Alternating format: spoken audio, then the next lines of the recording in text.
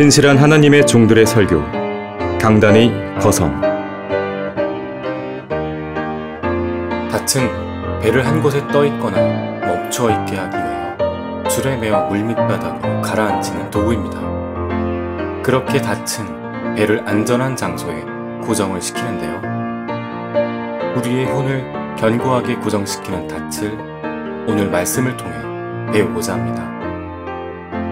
혼의 닻이라는 제목으로 성경침례교회 박승용 목사가 전합니다. 본문은 히브리서 6장 13절에서 20절입니다.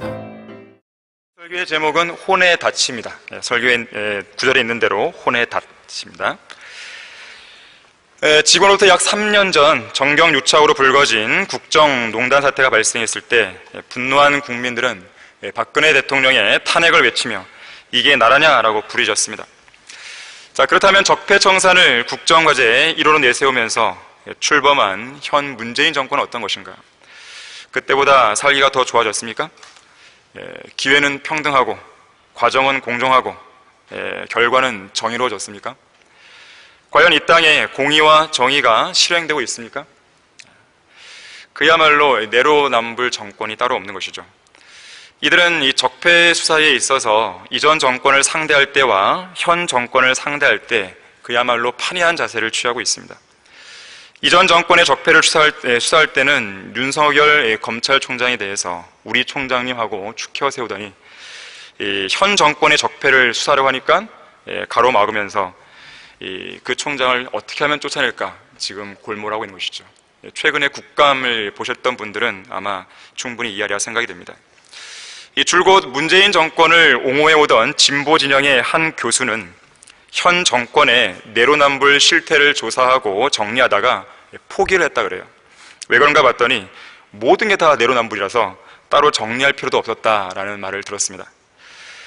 현 정권이 들어선 지 2년이 되었을 무렵에 북한의 실질적인 비핵화가 이루어지지 않고 또 남북 관계는 물론 미국과 북한의 관계가 교착 상태에 빠지자 이 자유가 없는 평화 통일만 앞세운 이 기만적인 궤변에 이 안보의 위협을 느낀 국민들이 뭐라 그럽니까? 그럼 이건 나라냐라고 이제 부르짖고 있는 것이에요.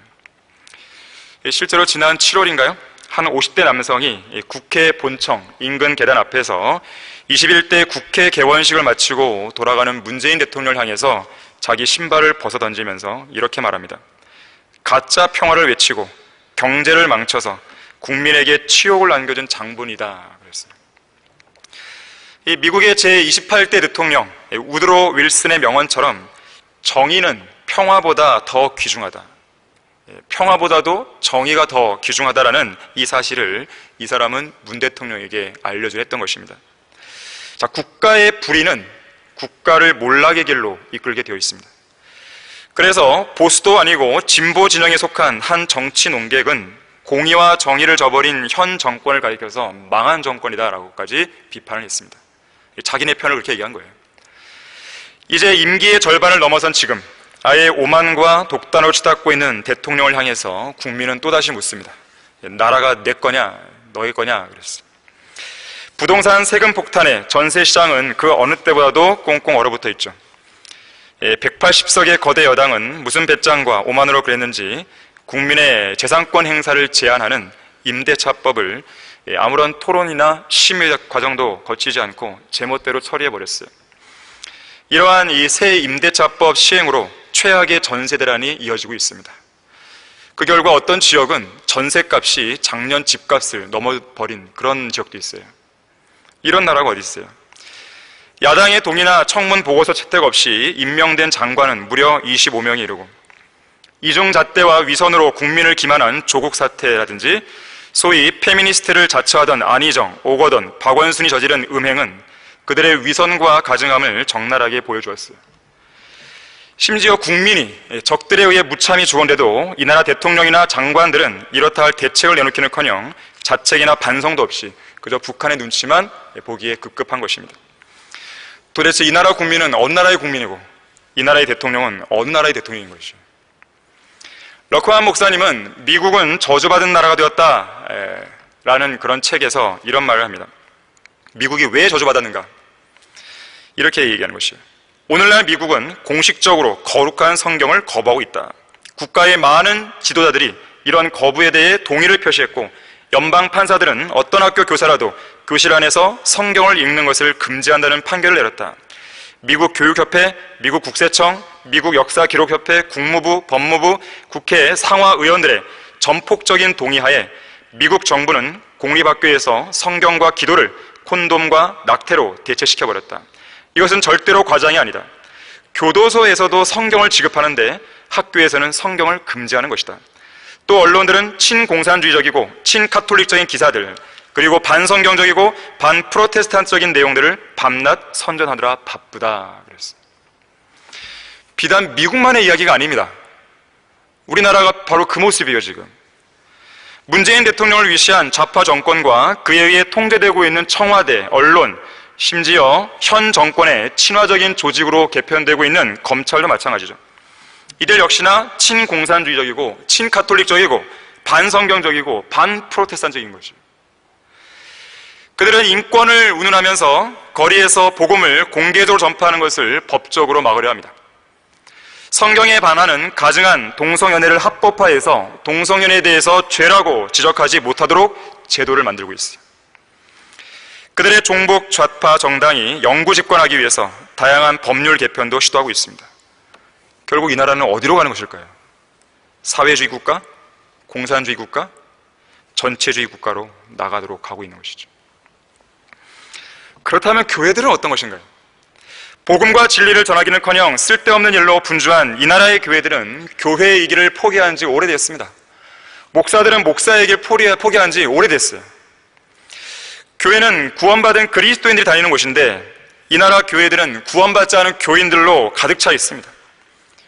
이제는 동물원 수준을 뛰어넘어서 토한 것으로 다시 돌아가는 개들이나 씻고 나서 진흙탕에 뒹구는 돼지들의 그런 집결지가 되어버린 것이죠. 목사들은 돈을 사랑하고 권력을 사랑하고 음행을 사랑하고 있습니다. 그 결과 그들의 가증한 죄들이 공공연하게 드러났음에도 불구하고 교인들은 뭐하고 있죠? 우리 목사님 하면서 아무 설교나 계속해서 할렐루야, 아멘 외치고 있는 것이죠. 그야말로 이 나라는 하나님께서 자비를 베풀지 않았다면 몇 번이고 더 멸망해도 정말 시원찮을 그런 나라가 되어버린 것이죠. 우리나라는 물론 이미 전 세계적인 재앙이 되어버린 코로나19는 결코 우연히 발생한 재앙이 아니에요. 코로나19 팬데믹 현상은 어느 나라 할 것 없이 이 땅의 죄 많은 인간에 대한 하나님의 심판이요, 하나님의 분노와 진노의 표식입니다. 우리나라만 보더라도 그것은 충분히 드러나는 것이에요. 더군다나 우리나라는 엎친 데 덮친 격으로 독감 백신 접종 이후에 사망한 사람이 83명에 육박했고, 또다시 최근 출몰한 고병원성 조류독감은 우리 사회를 위협하고 있습니다. 많은 전문가들이 하는 말이 있어요. 우리 사회는 결코 코로나19 이전으로 못 돌아갈 거다. 못 돌아간다 그래요. 앞날을 부정적으로 전망합니다. 실로 우리는 예수 그리스도의 재림이 임박해 있는 이 마지막 시대에 그야말로 어렵고 힘들고 불안한 시기를 통과해 가고 있어요. 특히 극심한 교리적 혼란과 도덕적인 부패 속에서 성경대로 믿는 믿음을 지키기가 더더욱 쉽지 않은 시대를 우리는 살아가고 있습니다. 예수님께서 물으셨죠. 인자가 올 때 그가 세상에서 믿음을 찾아볼 수 있겠느냐. 도대체 어디에, 이 교회가 아닌 그 어느 곳에 성경대로 믿는 믿음을 찾아볼 수 있겠어요? 다 배교죠, 다 배교. 우리는 이처럼 어려운 시기에 우리에게 절실하게 필요한 것이 있다면 오늘 우리가 본문 읽었듯이 우리 각자를 흔들리지 않도록 견고하게 붙잡아줄 확고한 소망입니다. 오늘 설교 본문은 이 소망에 대해서 혼의 닷처럼 확실하고 견고한 소망이라고 말씀하고 있어요. 그리고 이 소망은 그 소망을 붙잡기 위해 피난처를 찾아 나온 우리 그리스도인들이 든든한 위로를 받게 해준다라고 말씀을 합니다. 여러분에게는 이러한 소망이 있으십니까? 구원받은 그리스도인은 하늘의 시민권을 가진 성도들로서 이 세상에서 타국인이요 순례자로 살아가죠. 순례자에게 굳게 붙들 수 있는 확고한 소망이나 또 언제 어떤 상황에서도 받을 수 있는 위로가 없다면 순례길은 어렵게 되어 있습니다. 쉽지가 않죠. 우리 다 같이 시편 119편 54절 한번 찾아보겠습니다. 시편 119편 54절입니다. 주의 규례들은 하나님의 말씀을 말하는 것이죠. 내 순례의 집에서 나의 노래들이 되었나이다. 자, 주의 말씀들이 왜 순례자의 노래가 되었는 것인가? 그 이유를 보니까 49절과 50절에 그 답이 나옵니다. 주의 종에게 하신 말씀을 기억하소서. 주께서는 나로 그 말씀 위에서 소망을 갖게 하셨나이다. 이 말씀은 나의 고난 중에 나의 위로가 되었으니 이는 주의 말씀이 나를 소생시키셨습니다. 소망이 없는 순례자는 도피자요 유랑자에 불과합니다. 유랑자는 소망할 만한 어떤 장소도 없는 사람으로서 정처 없이 떠돌아다니는 사람들이에요. 그러나 순례자인 우리 성도들에게는 붙들 수 있고 또 풍성한 위로를 주는 확고한 소망이 있습니다. 그래서 우리는 혼의 닭과 같은 이 소망을 견고하게 붙들고 있어야 되는 것이죠. 자, 혼의 닭과 같은 소망을 견고하게 붙들어야 한다. 첫 번째로 혼의 닭과 같은 소망은 죽음 앞에서도 담대하게 해줍니다. 왜 그런 것입니까? 이 소망은 예수님께서도 말씀하셨지만 나는 부활이요 생명이니 나를 믿는 자는 죽어도 살 것이며 또 살아서 나를 믿는 자는 누구나 영원히 죽지 아니하리라. 바로 이 말씀에 기반을 둔 소망이기 때문에 그래요. 성경은 이러한 소망을 가리켜서 확고한 소망이다, 선한 소망이다, 기쁨의 소망이다, 부끄럽지 않은 소망이다, 위대한 하나님이신 예수 그리스도의 영광스러운 나타나심을 기다리게 하는 복된 소망이다 그랬어요. 자, 우리가 갖고 있는 소망은 뜬구름 잡는 소망이 아닙니다. 추상적인 소망이 아니에요. 아주 구체적이고 손으로 확실하게 붙들 수 있을 만큼 실제로 이루어질 살아있는 소망인 것이에요. 또한 이 소망은 우리의 몸이 구속되는 영광스러운 소망이고 또 이 시대에 우리의 삶을 정결하게 지켜주는 그러한 소망이기도 한 것이에요. 예수님의 다시 오심을 기다리는 사람들은요, 정결한 삶을 살 수밖에 없어요. 예수님이 당장 오실 거라는 것을 믿고 소망하는 사람이 죄를 지을 리 있겠습니까? 그럴 확률은 제로죠. 그러한 소망이 없기 때문에, 흔들리기 때문에 죄를 지고 사는 것이에요. 자, 우리는 이러한 소망을 어떻게 가졌습니까? 죽음에서 다시 살아나신 예수 그리스도를 통해 갖게 된 것이에요. 사망을 이기시고 무덤을 깨트리시고 일어나신 예수 그리스도의 부활이 있었기 때문에 우리는 이 확고한 소망을 갖게 된 것입니다. 이 1800년대 후반 어떤 설교자보다도 강력한 설교를 통해서 예수 그리스도만을 드높였던 설교자가 있었습니다. 바로 토마스 에드위트 탈마지라는 설교자예요. 이 탈마지가 이와 연관해서 이렇게 말했어요. 만일 예수님께서 죽음에서 부활하지 않았다면 대자연의 고동치는 심장 소리는 멈췄을 것이고 우리 인간들이 할 수 있는 일이라고는 그저 쓸모없이 버려진 채로 그 위대한 시체 곁에 우두커니 서서 어두컴컴한 무덤 속에 묻힐 때까지 소망 없이 기다리는 것 뿐이었을 것이다 그랬어요. 실제로 예수 그리스도의 부활이 없었다면 인간의 무덤들은 그 뼈들이 먼지와 재로 변하면서 영원한 침묵을 지켰을 것입니다. 하지만 무덤을 비우시고 부활하신 예수님께서는 그분을 믿고 구원받은 성도들에게 이렇게 말씀하시죠. 내가 살고 너희도 살겠습니다. 인류 역사상 최고의 빅뉴스, 바로 무덤에서 온 소식이에요. 누가 잘 얘기했듯이 마태복음 28장 6절에서 그분은 여기에 계시지 않고 말씀하셨던 대로 살아나셨느니라. 와서 주께서 누우셨던 자리를 보라 그랬어요. 보면 뭐합니까? 그 자리는 비어 있습니다. 비어 있는 것이. 하지만 세상 죄인들은 이 빈 무덤에 대해서 상당한 집착을 보입니다. 그리고 어떻게 해서든지 빈 무덤이 아니라고 주장하기 위해서 갖가지 술수를 벌여요. 논쟁과 시비를 거는 것이에요.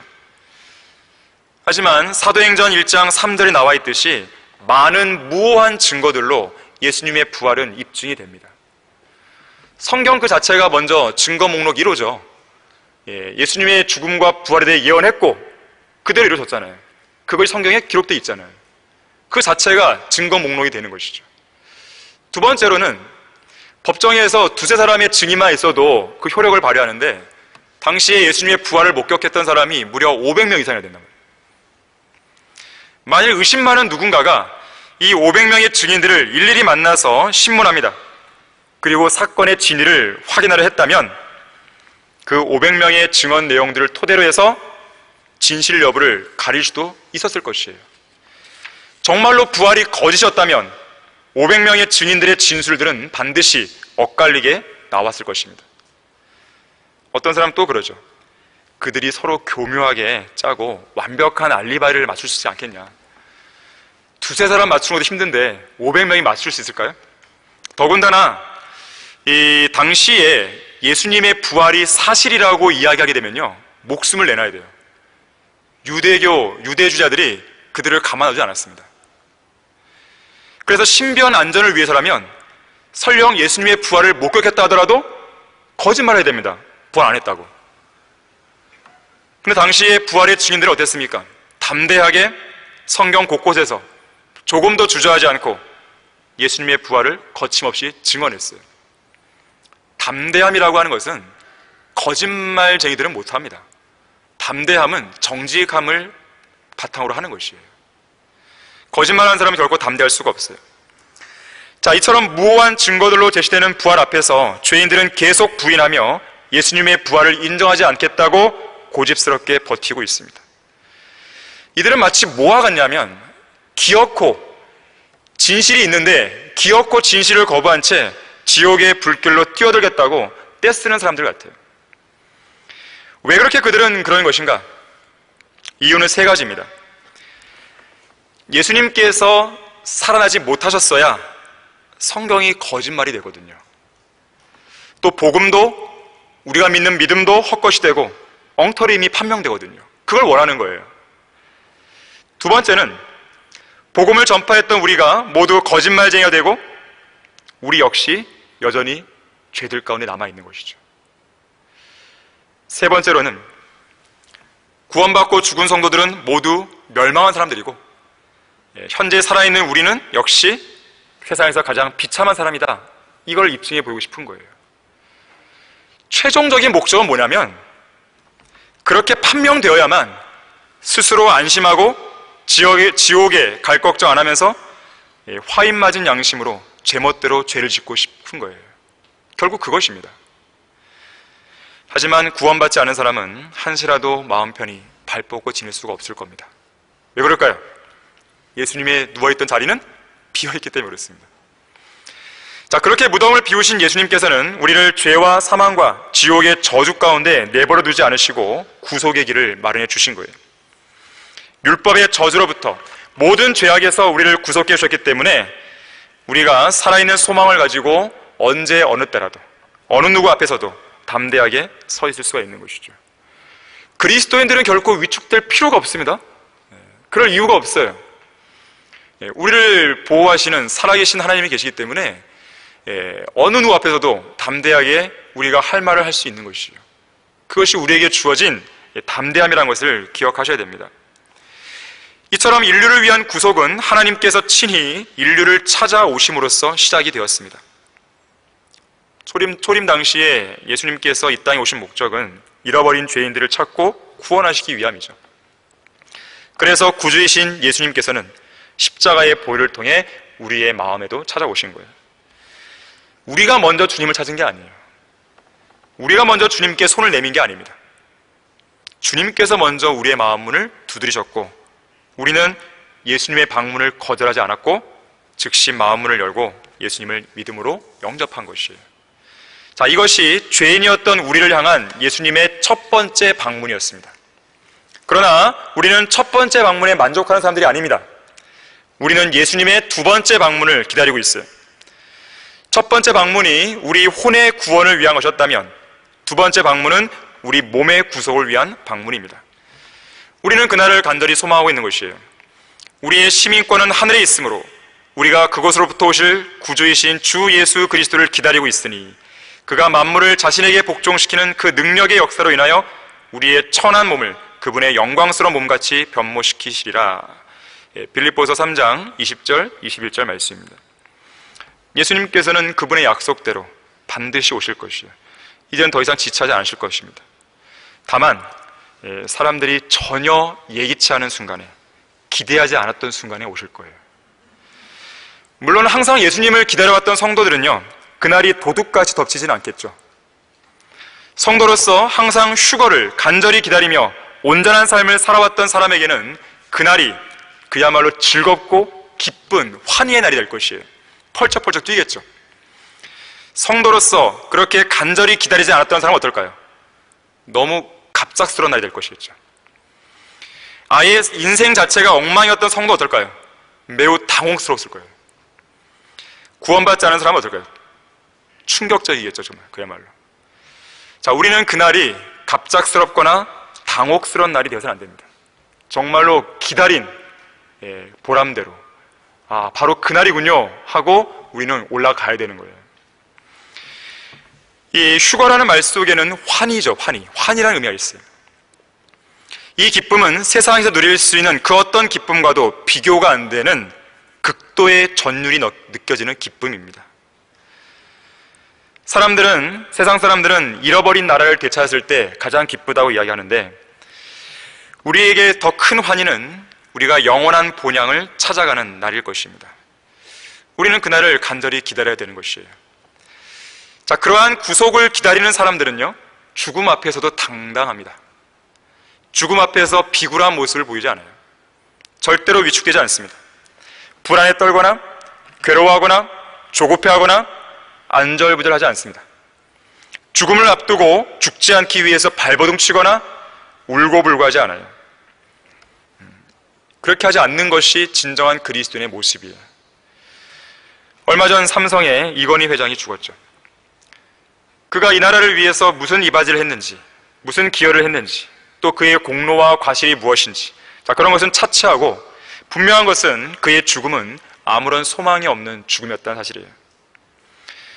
코로나19로 사망한 사람이 전 세계적으로 118만 명을 넘었어요. 훌쩍.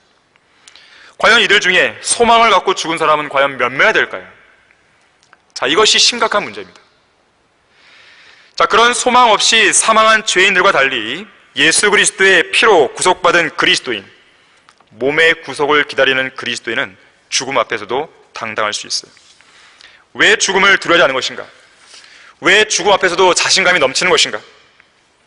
자, 진정한 그리스도인의 죽음은 그 최후의 순간까지도 하나님께 영광을 돌리는 죽음이기 때문에 그렇습니다. 또한 죽은 뒤에 어디로 가는지 알기 때문에 그런 거예요. 확신하는 것이죠.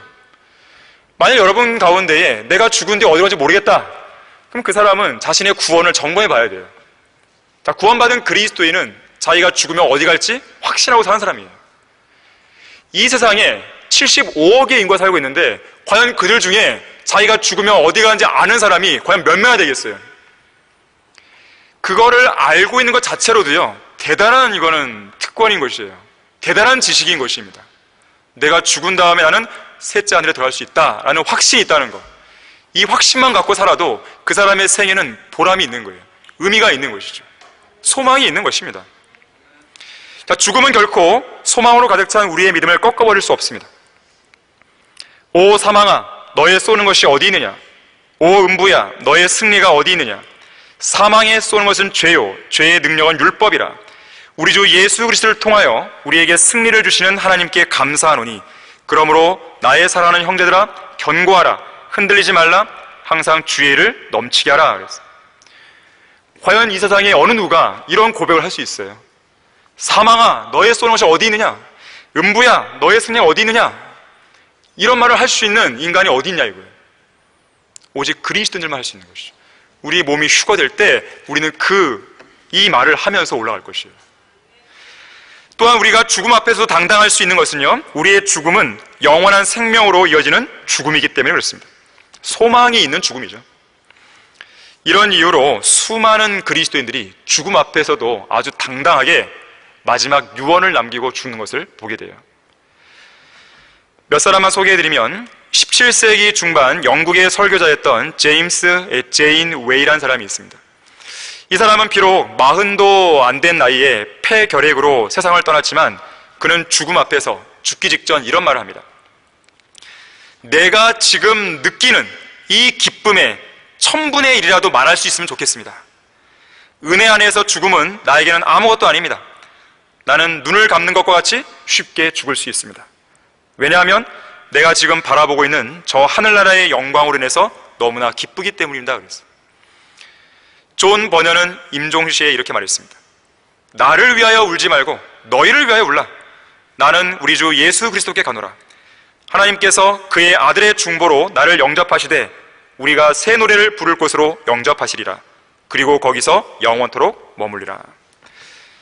한 명만 더 소개해드리면 그리스도인이자 과학자인 마이클 패러데이는 임종하기 직전에 사람들이 이렇게 물었다고 그래요. 패러데이, 이제 죽으면 당신의 혼이 어떻게 될 것이라고 추측합니까? 물었어요. 그때 패러데이가 말합니다. 추측이라고요? 나는 추측으로 살지 않습니다. 나는 확신 속에 살고 있습니다. 그리고는 이렇게 말합니다. 나는 이제 곧 그리스도와 함께 있게 됩니다. 나는 그것으로 충분합니다. 라고 했던 것이에요. 자, 이것이 그리스도인의 삶입니다.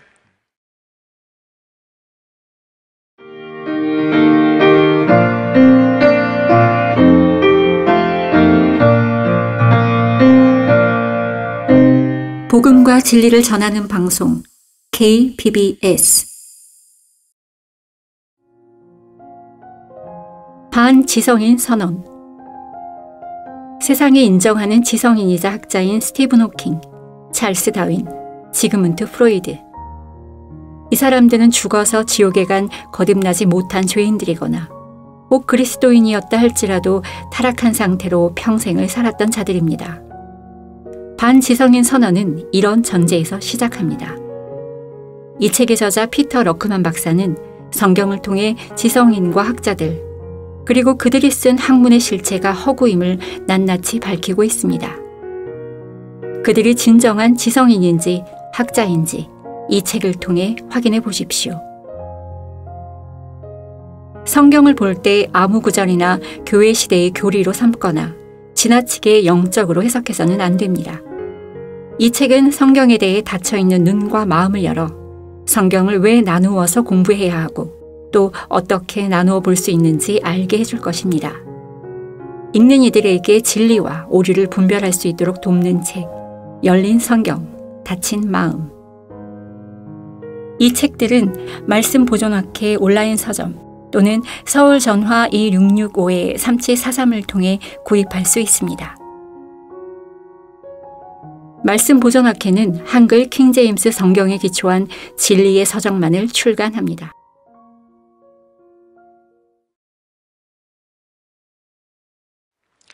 혼의 닷과 같은 소망을 견고하게 붙들라. 두 번째로, 혼의 닷과 같은 소망은 우리가 위에 있는 것들을 바라보게 해줍니다. 자, 언젠가도 말씀드렸지만 그리스도인의 마음은 주님께서 계시는 저 셋째 하늘 향해 열려 있어야 돼요. 왜 그런 것인가? 우리 믿음의 창시자요 완성자이신 예수 그리스도께서 선두주자로서 이미 그곳으로 들어가셔서 우리를 위한 영원한 대제사장이 되셨기 때문에 그래요. 자, 온 우주에서 우리를 가장 사랑하시는 예수님께서 바로 그곳에 앉아 계시는 것이에요.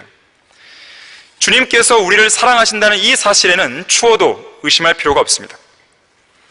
그리스도의 사랑은 우리를 강권한다 그랬어요. 이 말씀을 그냥 대충 넘기시면 안 됩니다. 주님의 강권하시는 사랑은 그분의 십자가로 나오는 죄인들을 구원할 뿐 아니라 구원하신 성도들을 강력하게 지배하는 힘이 되는 것이죠. 이 세상 사람들을 정복하는 힘은 인간의 힘이나 어떤 권력이 아닙니다. 죄인들을 암호로부터 광명으로 인도하시기 위해 십자가에서 인류를 대신하여 하나님의 진노의 심판을 받으신 예수 그리스도의 사랑이야말로 많은 사람들의 그 힘을 압도하는 것이에요. 그래서 우리의 마음은 강권하시는 그리스도의 사랑으로 붙들려 있는 것입니다. 우리를 향한 예수 그리스도의 사랑은 그 어떤 것으로도 꺾을 수 없어요. 저지할 수 없어요. 굴복시킬 수 없습니다. 구원받은 우리는 예수 그리스도를 통해서 하나님의 사랑을 받는 사람들이고 죄의 굴레에서 풀려난 자들이고 그 사랑을 통해 새로운 힘을 얻을 수가 있는 것이죠. 그 어떤 것도 우리를 하나님의 사랑에서 끊어낼 수 없는 것이죠. 자, 그러한 위대한 사랑을 베푸시는 주님이 저 하늘에 계신데 한눈을 팔 수 있겠습니까? 한눈을 판다는 건 그건 뭐예요? 내가 그만큼 주님의 사랑에서 멀어져 있다는 것이에요. 골로새서 3장 1절 2절은 이렇게 말씀합니다. 그러므로 너희가 그리스도와 함께 살았으면 위에 있는 것들을 구하라. 거기에는 그리스도께서 하나님의 오른편에 앉아 계시니라. 위에 있는 것들에 너희 마음을 두고 땅에 있는 것들에 마음을 두지 말라 그랬어요. 자, 이것은 물리적인 중력의 법칙을 거스르는 또 하나의 영적 중력의 법칙인 거예요. 우리를 이 땅으로 끌어내리려는 그 중력의 법칙을 이겨내고 우리의 마음과 우리의 시선은 저 하늘로 향하고 있는 것입니다. 구원받은 우리 혼의 닻은 저 영원의 장소인 셋째 하늘에 너무도 확고하게 깊숙이 박혀 있어서 어느 누구도 이 강렬한 소망을 끊어낼 수 없어요. 자, 그리스도인은 고개를 들어서 하늘을 쳐다보는 사람이지 고개를 이 땅에 쳐박고 사는 사람들이 아니에요. 자, 그런데도 죄로 가득 찬 이 세상에서 무언가 얻어먹을 게 없나? 그런 식으로 쓰레기통에 고개를 쳐박고 킁킁대며 쓰레기를 뒤지는 사람들이 너무 많다는 것이죠. 이건 치욕입니다. 자, 그리스도인으로서 세상을 살아오고 있다 한다면 치욕 중에 치욕이에요. 그것은 짐승처럼 사는 것과 다를 바가 없는 것입니다. 세상 죄인들에 의해서 위축당해서 어떻게 해서든지 세상과 타협하려는 그리스도인들, 치욕 중에 치욕스러운 인생을 살고 있는 것이에요. 믿음도 없고 기도 응답도 받지 못하고 아무런 간증도 없는 인생, 치욕 중에 치욕인 것이죠.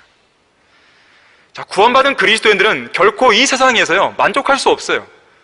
만족하는 것 자체가 이상한 것입니다. 만족할 수도 없고 만족해서도 안 되는 것입니다. 우리의 구속주께서 앉아 계시는 저 셋째 하늘을 바라보는 것, 그것이 우리의 자연스러운 본성이에요. 그래서 사도 바울은 뭐라고 그럽니까? 이러한 본성을 가리켜서 그리스도와 함께 있을 욕망이다 그랬어요. 빌립보서 1장 23절에서 이렇게 말씀합니다. 내가 그 둘 사이에 끼어 있으니 내가 떠나서 그리스도와 함께 있을 욕망을 갖는 그것이 훨씬 좋으나 그랬어요.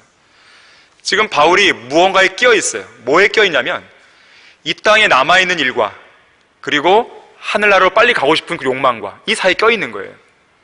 이 땅에 남아있어야 되는 이유는 뭐냐면 당시에 바울의 손길이 필요했던 성도들이었어요. 바울의 가르침이 필요했던 성도들이었습니다.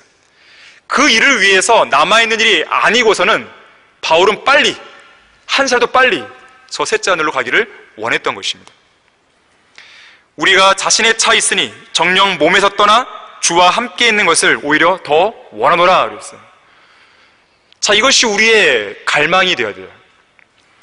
혼의 닭 같은 소망을 가진 그리스도인은 항상 저 영원에서 그리스도와 함께 영원히 살 거라는 사실을 의식하며 살아야 되는 것입니다. 여러분의 인생을 지배하는 강렬한 욕구는 무엇이에요?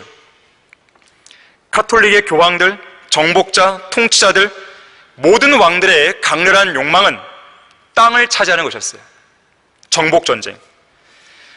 모든 종교 지도자들의 강렬한 욕망은 사람들의 호감을 사는 것이고 가난하고 소외된 사람들을 돌보는 것이고 하나 된 세상, 갈등 해소, 화해와 일치, 이것이 그들의 욕구예요. 이 나라 대형교회 목사들의 강렬한 욕망은 무엇입니까? 부동산이고 교회 건물이고 토지고 사람 숫자고 헌금 액수죠. 여러분의 인생을 지배하는 강렬한 욕망은 무엇이에요? 조그만 사회적 보장입니까? 건강 보장입니까? 인생에서의 성공, 몇 개의 졸업장, 수많은 자격증, 좋은 대학, 좋은 직장, 승진, 화려한 결혼식, 우승컵, 메달, 수많은 상장들, 신문에 이름을 내는 것, 세상 지식, 세계 여행, 성황을 이루는 장례식, 수많은 화환들, 이런 것들이세요? 자, 우리의 인생이 이런 것들로만 점철되어 있다면 우리는 세상에서 가장 비참한 사람입니다. 여러분의 마음을 사로잡고 있는 강렬한 욕구가 무엇입니까? 위에 있는 것들입니까? 아니면 땅에 있는 것들입니까? 위에 있는 것들로 우리의 마음을 사로잡게 하기 위해서 땅에 있는 것들을 과감하게 버릴 용기는 없으세요? 영혼을 바라보았던 사람들의 가장 큰 특징은 순간의 쾌락이냐 아니면 영원한 즐거움이냐, 이 문제에서 항상 영원한 즐거움을 택했다는 것이에요. 고난이 있어도 잠깐의 순간의 쾌락을 선택하지 않았습니다.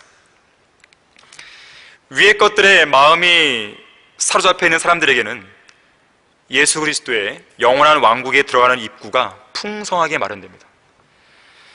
하늘의 시민권을 소지하고 있으면서도 여전히 땅에 있는 것들을 향한 욕망으로 사로잡힌 사람에게는 그 왕국으로 들어가는 입구가 상당히 비좁게 느껴질 것이에요. 마치 열차의 문이 막 닫히는 순간에 간신히 문틈으로 비집고 들어와 휴 하고 한숨 돌리는 사람들처럼 하루하루의 영적 생활을 아주 근근히 겨우 이어나가는 것이에요. 자, 과연 그런 삶을 사는 성도가 하나님께서 주시는 그 풍성한 삶이 어떤 것인지 알겠습니까? 하나님의 헤아릴 수 없는 위대하심을 누릴 수 있겠습니까? 많은 물들로도 끌 수 없는 하나님의 사랑을 누릴 수 있겠습니까? 과연 그런 성도가 모든 지각을 초월하시는 하나님의 평강을 알겠으며 말할 수 없이 영광으로 가득 찬 그 기쁨을 이해할 수 있겠습니까? 과연 그런 성도가 하나님의 풍성한 자비, 하나님의 지극히 풍요한 은혜, 하나님의 관용과 오래 참으심의 풍성함, 말로 표현할 수 없는 풍성한 자비와 구속, 과연 그런 것들을 알 수 있냐 이거예요. 그러니까 영적 생활이 재미가 없는 거죠. 흥미진진하지가 않은 거죠. 희열이 없는 거죠. 열매가 없죠. 간증도 없죠. 비참하죠. 지루하죠. 그리스도인은 그리스도인다울 때 정말 그야말로 복되고 참된 생활을 누릴 수 있는 거예요. 즐거운 것입니다. 기쁜 것입니다. 고난이 없다는 말이 아니에요. 경제적으로 어렵지 않다는 말이 아닙니다. 그런 것이 있음에도 불구하고 바울이 얘기했듯이 나는 비천에 처할 줄도 알고 풍부함에 처할 줄도 아는 것입니다. 자유자재로 어떤 상황에서든지 어떤 상황에 구애받지 않고 기뻐하는 것이에요. 즐거워하는 것이에요. 하나님 한 분만으로 만족할 수 있는 삶, 성경은 그걸 이야기하고 있는데 우리가 과연 그런 삶을 살아봐야 되잖아요.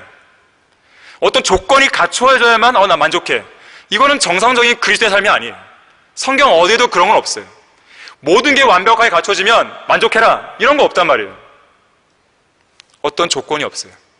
오직 하나님 한 분만으로 나는 기뻐하고 만족하고 그리고 그분이 계신 그 위만 나는 바라보고 사는 것이에요. 그럼 주위에서 어떤 일이라도 그 사람의 믿음은 흔들리지 않습니다. 결코 흔들리지 않는 것이죠. 자, 혼의 닭과 같은 소망을 견고하게 붙들라. 세 번째로, 혼의 닭과 같은 소망은 세상의 어떤 풍파에도 흔들리지 않게 해줍니다. 본문 19절에서는 우리가 가진 소망에 대해 확실하고 견고한 소망이라고 분명히 못을 받고 있어요. 이 소망은 너무나 확실하고 견고해서 사탄이 결코 빼앗아가지 못합니다. 설령 이 소망에 대한 기쁨이나 즐거움이나 소망에 관한 지식을 빼앗아갈 수 있을지 몰라요. 하지만 소망 그 자체를 빼앗아갈 수는 없는 것이에요. 우리의 이 혼의 닻은 녹슬고 부서진 세상 사람들의 닻과는 다릅니다. 이것은 세상의 긍정적인 사고방식과도 달라요. 구원받지 못한 자들의 끊어져 버린 소망과는 본질적으로 다릅니다. 그리스도인의 소망은 결코 끊어질 수 없는 소망이에요. 그리스도인의 이 닷줄은 약해질 수는 있을지 몰라요. 하지만 끊어지지는 않습니다. 자, 그렇다면 우리의 소망은 왜 확실하고 견고한 것인가? 거짓말하실 수 없는 하나님께서 보장하기 때문에 그렇습니다. 하나님께서 거짓말하실 수 없는 이 두 가지 변치 못할 사실, 자, 이것은 약속과 맹세를 말하는 것인데 바로 이것 때문에 소망을 붙잡기 위해 피난처를 찾아 나온 우리가 든든한 위로를 받는 것이에요. 신실한 하나님, 변화가 없으시죠. 회전하는 그림자도 없으세요. 상황에 따라, 기분에 따라 어제 다르고 오늘 달라지는 사람들과 같은 그런 분이 아니세요. 하나님께서는 한 번 약속하시고 한 번 맹세하셨다면 그대로 밀고 나가실 뿐 뒤로 물러서지도 역행하지도 변덕을 부리지도 않으시는 거예요. 다만 그 약속을 믿지 못하는 의심 많고 변덕 많은 우리에게 문제가 있는 것이죠. 왜 우리의 소망은 확실하고 견고한 것입니까? 우리의 닻은 좋은 땅에 던져졌기 때문에 그래요. 모래밭에다가 닻을 던져놓는 사람은 없습니다. 견고하지 못한 땅에 닻을 던져놓으면 오래 버티지 못하고 금세 빠져버리죠. 그리고 선박은 파도에 휩쓸려 파손되고 맙니다. 자, 그리스도인의 닻은 예수 그리스도께서 이미 완성해 놓으신 위대한 구속의 근거를 두고 있어요. 예수 그리스도의 보혈에 근거를 두고 있습니다. 영원히 효력을 상실하지 않는 예수 그리스도의 보혈에 우리의 소망의 닻은 내려져 있는 것이에요. 죄인들의 흘려진 피는 말라버리거나 썩지만 예수님의 피는 지금도 식지 않고 뜨겁게 흐르고 있어요. 그래서 우리가 설령 죄를 진다 하더라도 언제든지 그 죄를 들고 예수 그리스도의 피에 적실 수가 있는 것이죠. 바로 그 기반 위에 우리의 혼의 닻이 확실하게 견고하게 서 있는 것입니다. 자, 그런데 이 닻은 그 닻을 붙들고 있는 이 밧줄, 탄탄한 죄송합니다. 탄탄한 밧줄로 연결되어 있을 때만 보다 견고하게 서 있을 수 있어요. 이 닷과 연결된 밧줄은 우리의 믿음에 비유해 볼 수 있습니다. 다시 말하자면 우리 믿음의 크고 작음에 따라 혼의 닷과 같은 소망은 살아서 활기에 넘칠 수도 있고 반대로 침체할 수도 있는 거예요. 죽은 믿음이 있듯이 죽은 소망도 있습니다. 소망이 살아서 움직이게 할 수 있는 원동력은 나의 믿음이 얼마나 굳건하며 큰가에 달려 있습니다. 이 살아있는 소망이 영적인 생활에서 구체적이고 실제적으로 우리 안에 다가오기 위해서는 견고한 믿음이 필요합니다. 그리스도인들은 감정으로 사는 사람들이 아니에요. 믿음으로 사는 사람들이죠.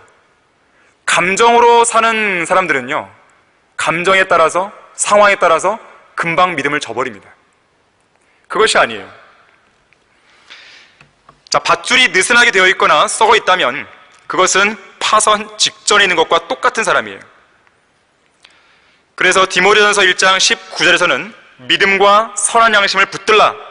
어떤 사람은 믿음에 대한 선한 양심을 내던짐으로 파손하였느니라 그랬어요.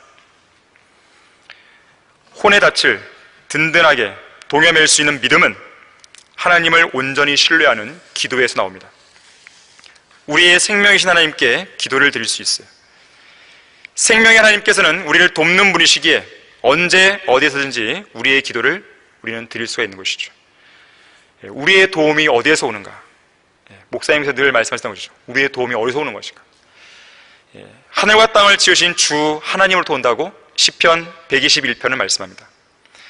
내가 나의 도움이 오는 산들을 향하여 내 눈을 들어 올리리니 나의 도움이 하늘과 땅을 지으신 주께로부터 온도다. 그가 너의 발을 실족시키지 아니할 것이며 너를 지키시는 그는 졸지 아니하시로다. 보라, 이스라엘을 지키시는 그는 졸지도 아니하시고 주무시지도 아니하시리라. 주께서는 너를 지키시는 분이시니 주께서 내 오른편에서 내 그늘이 되시는도다. 낮에 해가 너를 치지 못할 것이며 밤의 달도 치지 못하리로다. 주께서 모든 악으로부터 너를 보호하시리니 그가 너의 혼을 보호하시리라. 주께서 너의 나가고 들어옴을 지금부터 영원무궁토록 지키시리로다 그랬어요. 시편 121편 1절에서 8절까지 말씀입니다. 자, 우리는 인생에서 심한 폭풍우가 불어닥칠 때가 한두 번이 아니죠. 그때마다 우리는 도움이 되시는 하나님께 달려가야 돼요. 피난처를 찾아서 주님께 피신해야 됩니다. 그것이 우리가 살 길이에요. 그것이 우리가 보호받을 수 있는 길이에요. 우리가 주님께로 피하는 건 당연한 것이에요.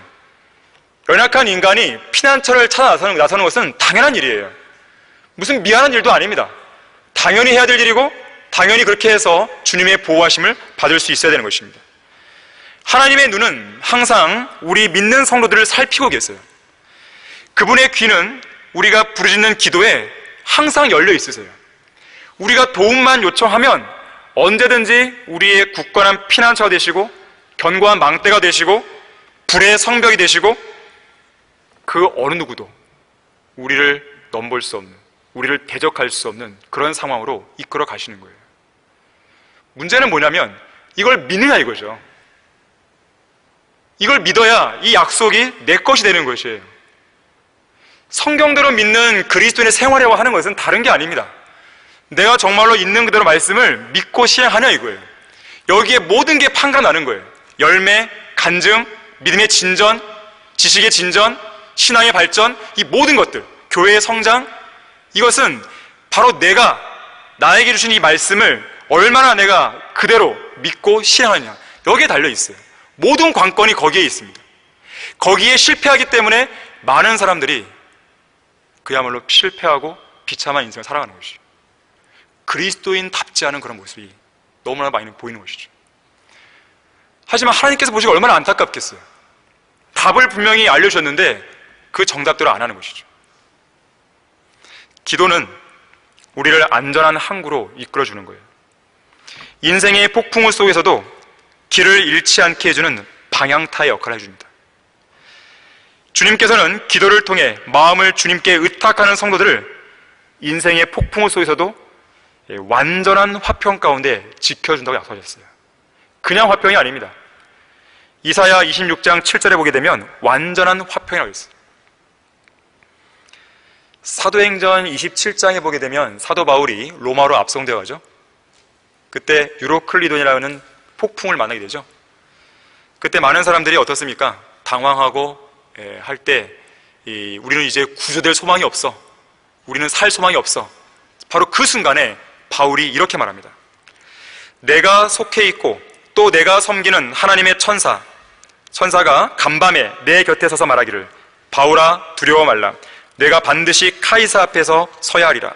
그러므로 보라, 하나님께서는 너와 함께 항해하는 모든 사람들을 너에게 주셨느니라고 하였느니라.